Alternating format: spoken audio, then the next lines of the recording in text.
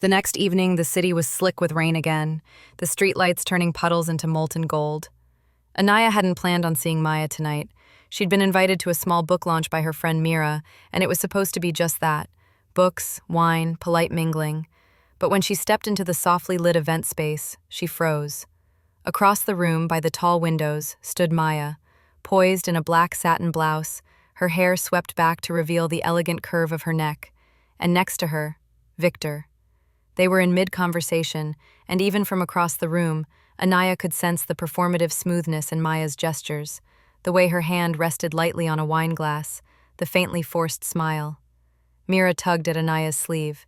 "Come on, let me introduce you to someone." Anaya followed, her pulse strangely quick, her gaze darting back to Maya. When Maya's eyes flicked to hers, it was like being caught in a current, brief, electric, before both of them looked away at exactly the same time. Minutes later, fate was cruel.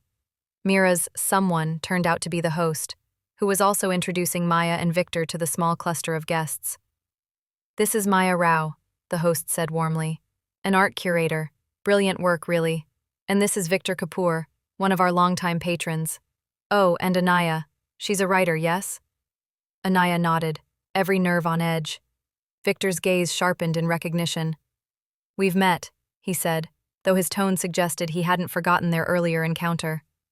Maya's voice was calm, almost distant. "Yes, briefly." She didn't look at Anaya, not fully, but her fingers tightened slightly around the stem of her glass. The conversation that followed was all surface. Polite nods, mild compliments, mentions of exhibitions and publishing deadlines, but beneath the words there was a shared tension, an unspoken awareness. At one point, when the host stepped away, Victor leaned in just slightly toward Maya, his voice low. "You do know people are watching, right?" Anaya caught it. So did Maya. But Maya's response was cool, practiced. "I'm aware." The evening dragged. They didn't speak again, not directly, but in the crowd's shifting currents, there were moments when Anaya brushed past Maya's shoulder, when their hands almost touched, when a breath seemed too close. It was maddening, the deliberate distance, the act of strangers. But Anaya couldn't shake the feeling that if either of them broke the facade, something irreversible would happen. The event had thinned out. The rain outside had turned into a steady silver curtain against the windows, muting the city's hum. Anaya was saying polite goodbyes when she spotted Maya slipping out of the main room, not toward the exit, but down a narrow hallway lined with framed black and white photographs. Her heart moved before her feet could think. She followed, quiet as she could, until Maya stopped near the far end, beside a half-open door. Maya didn't turn around right away. "You shouldn't be here," she said softly, but her voice didn't hold conviction, more like an unsteady plea. Anaya swallowed. "And yet, here I am." Finally, Maya turned, her eyes unreadable but bright, too bright. The dim light caught in the curve of her lips, the fine line of her collarbone visible beneath the silk. They stood in silence for a moment, only the soft patter of rain filling the space. Then, as though something inside her snapped, Maya closed the distance. Her hand lifted, hesitated, and then brushed Anaya's cheek with the gentlest touch, as if testing whether this was still real. Anaya's breath caught. She leaned into it before she could stop herself. "You drive me insane," Maya whispered. It was barely audible, but it was everything. The kiss happened before logic could intervene, sudden, warm, almost desperate. It wasn't the slow burn they'd both imagined. It was the strike of a match in a dark room. Maya pulled back first, eyes darting away as if to catch her breath. "I can't. Not here." But her hand stayed on Anaya's jaw for one extra damning second before she finally stepped away. Anaya was left against the wall, her pulse racing, her lips tingling. She didn't know if the world had just shifted or if she was still falling toward that shift. From somewhere down the hall, Victor's voice echoed faintly, calling for Maya. Maya glanced back at Anaya only once before disappearing around the corner. The rain hadn't let up. It came down harder now, drumming against the glass walls of the gallery like impatient fingers. Anaya stayed in the hallway a beat too long, willing her breathing to even out, wiping invisible traces of what just happened from her lips. She stepped back into the main room and froze. Victor was there. He wasn't smiling this time. His tall frame leaned against the bar, one hand wrapped around a tumbler of whiskey, eyes following her like a hawk that had just spotted a tremor in the grass. "Enjoying yourself?" he asked when she passed, his tone casual enough to fool anyone else. But not her. Anaya kept her face neutral. "It's been a beautiful event." His gaze flicked, too fast to be casual, toward the hallway she'd just emerged from, and then back to her. "Maya seems very fond of you." Anaya's pulse jumped, but she kept her voice steady. "She's been nothing but kind to me." Before Victor could say anything more, Maya reappeared from the opposite end of the gallery. Her composure was flawless, hair in place, lips painted in that same calm smile. But Anaya noticed the faint flush still lingering along her neck. Victor didn't move. His eyes lingered on Maya, then on Anaya, as though piecing together a puzzle he wasn't sure existed yet. Finally, he set his glass down and excused himself to speak to another guest, but the air between the three of them remained taut, like a violin string pulled too tight. Maya crossed the room to Anaya's side. "Don't react," she murmured under her breath, eyes forward. "He's watching us." Anaya's skin prickled. "I think he suspects." Maya's lips barely moved. "Then we'll just have to be more careful. And faster." The words were a promise and a warning all at once. Outside, thunder rolled low and long, as if the city itself was holding its breath. The rain followed Anaya home like an uninvited witness. It clung to her coat, her hair, even her eyelashes as she hurried up the narrow stairwell to her small apartment. The air inside was warmer, but not enough to calm the storm still raging in her chest. Her phone buzzed the moment she shut the door. "Maya, can you talk?" Anaya's fingers trembled as she typed back, "Is it safe?" The reply came almost instantly. "Maya, not here, not tonight. Come to 14B, the one with the ivy over the door. Half an hour." Anaya's mind raced. She knew that address, an older, tucked-away building on the quieter end of the street, a place Maya sometimes mentioned when speaking about a friend's place. She didn't let herself think about what could go wrong. She only changed into something warmer, black turtleneck, dark jeans, coat, and stepped back into the rain. By the time she reached 14B, her shoes were soaked. The ivy over the door looked darker in the wet night, the street lamp flickering above casting a faint golden halo on the stone steps. The door opened before she could knock. Maya stood there, hair down now, wearing a soft gray sweater and no shoes. Her bare feet on the wooden floor looked oddly vulnerable. "You came," Maya said, voice low. Relief laced every syllable. Anaya stepped inside. The apartment smelled faintly of bergamot and rain. A single lamp lit the living room, its golden light pooling over a half-open book on the coffee table. The rest of the room was shadow. "What is this place?" Anaya asked, slipping off her coat. "Somewhere no one will look for us," Maya replied.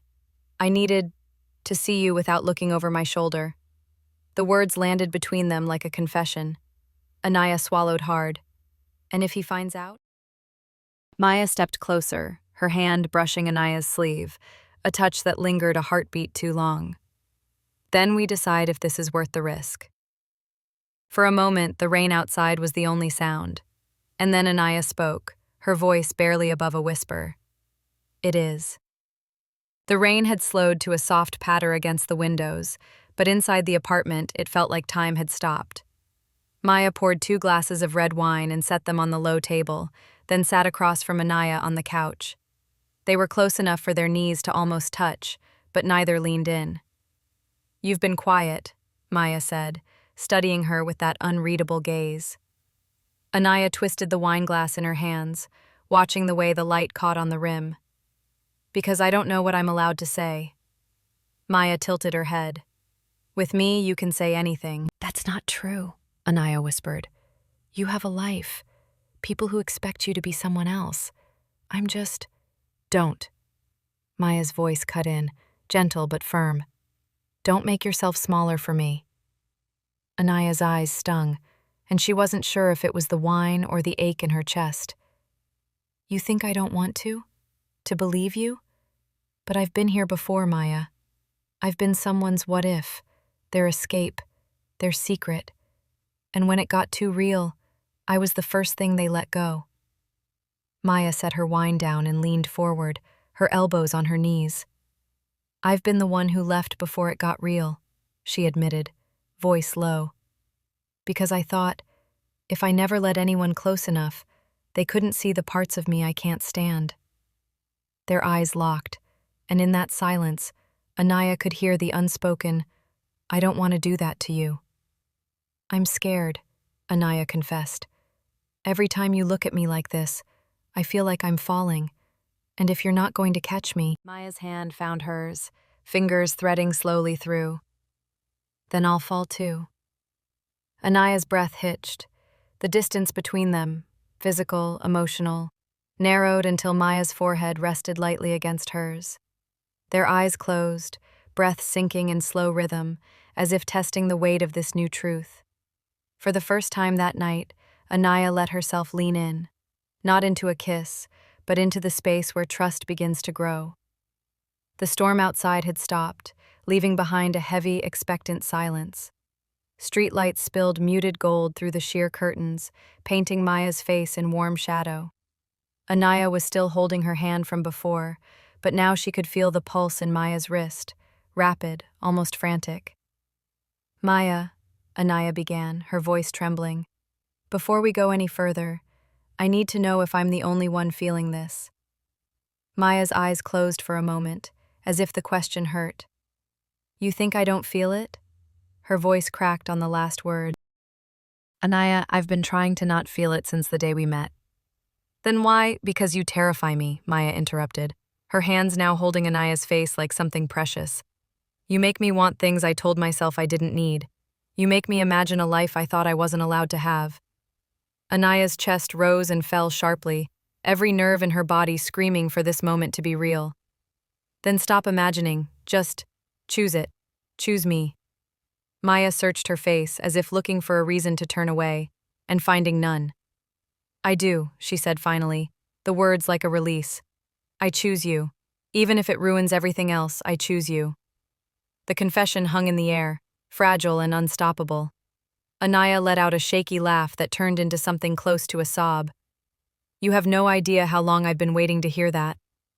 Their foreheads met again, but this time the pull was too strong. Maya's lips brushed hers, hesitant, testing, until Anaya closed the space completely. It wasn't a desperate kiss, but a slow, deep acknowledgement, a sealing of everything they'd both been afraid to say. Their hands tightened, breaths mingling, the world outside falling away. When they finally broke apart, Anaya whispered, "Now what?" Maya smiled faintly, her eyes shining. Now, we stop pretending we don't belong to each other. The morning light was pale and silver, spilling through the open balcony doors. The storm from the night before had rinsed the world clean. The city below glistened, rooftops shining faintly with leftover dew. Anaya stirred first. She was still on the couch, a thin blanket over her legs, the scent of jasmine tea lingering in the air. Her head was resting against Maya's shoulder, something that felt both startlingly new and impossibly familiar. Maya's hand was still in hers, warm, sure. Morning, Maya murmured, her voice husky from sleep. Anaya turned, smiling despite herself. Morning. They stayed quiet for a while, the stillness wrapping around them like a fragile truce. Finally, Maya shifted, her thumb brushing over Anaya's knuckles. I thought I'd feel guilty this morning, she admitted. But I don't. Not even a little. That's good? Anaya asked, half teasing, half afraid of the answer. It's right, Maya said firmly. I've spent years living by rules that kept me safe, but empty. You make me feel full again. Anaya felt her chest tighten with something warm and terrifying. And you make me brave, she whispered. They leaned in, but this kiss was different, softer, steadier. Not a question this time, but an answer. Outside, a neighbor's radio crackled faintly to life, playing an old song about love found in unexpected places. The city moved on with its usual noise, but here, in this sunlit living room, time seemed to slow. Maya pulled back just enough to rest her forehead against Anaya's. Whatever comes next, she said, We face it together.